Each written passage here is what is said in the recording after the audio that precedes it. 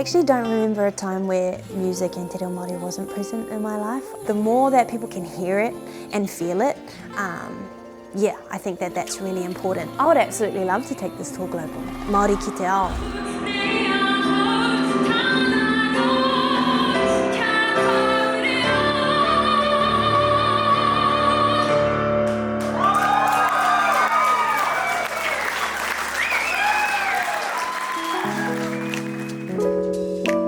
Kia ora te whānau, ko Jaedyn Randell tōku ingoa. Nau mai ki taku whare te whakaritenga mo taku konopete tuatahi ki Poipiripi, Kāinga Hokia. Whai mai.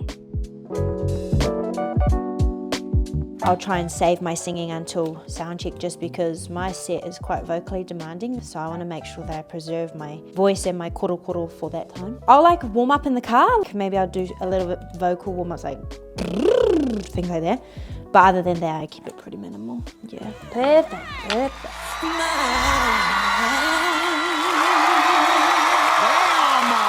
I experienced plenty of highs with the voice. All of the people I got to meet, and to be able to just experience singing on a stage with amazing production, with a band for pretty much the first time. Yeah, multiple highs. Wow. Coming off the back of The Voice, I was kind of under the illusion that there were going to be like heaps of opportunities coming, like my emails would be full, and it just didn't kind of turn out that way. Now living here in Melbourne, it's just like sending those kind of emails you don't want to send, like, hey, is there a spot available for me to sing at your gig? Or, you know, it's like having to really take control of my own career and my own journey. And so I think it was an experience that definitely equipped me with the tools and the skills to keep navigating this industry, and now being able to use that to organise and put on a tour. Oh, those stairs make me feel tired. These things are really cool. I only like just got my own. And so they're in-ears. And like, they're so cool because I got them custom fit. So usually these never fit in my ears. I mean, look, then my box even has the name on it. Handcrafted for Jaedyn Randell. Kia ora.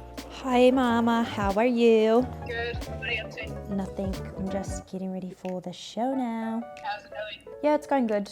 Like, packed my bag and got my dress sorted, and now I'm just having my tea, my ginger tea in there. How's the skin going? Pretty itchy, but it's alright. What, you're getting this very much on camera, you know. Oh, sorry. Just exposing that I'm itchy, thanks. I think my whānau are like ultimately quite proud of me.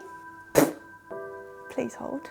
It's hard living, like it's hard moving away from my whānau, especially my mama, because like she's been part of all of it, like driving me to all of my gigs, all of my rehearsals, and then leaving everyone behind. It was quite hard. But I know like they're my why and they're my drive, and so I'm grateful to have such an amazing support system. So basically with the tour, it's something that I wanted to do, especially off of the back of my experience in Aotearoa, performing my WAIATA there. I've thought of what path I want to take, WAIATA reo Māori, WAIATA Pākehā. I've decided that I can do both. And that might not mean I release in te reo Māori right away, but I know that I always will. And if that means that I can, I don't know, just be Māori however that looks. You know, I just try and insert it because that's who I am and that's my superpower, I feel.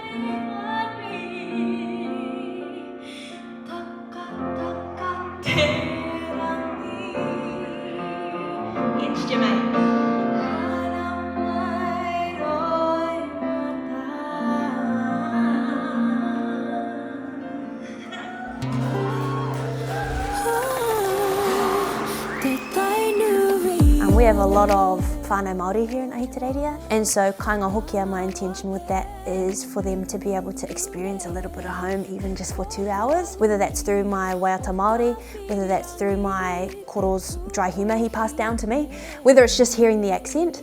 I've experienced homesickness a lot, and I'm sure they would too. It's just an opportunity for them to be transported home.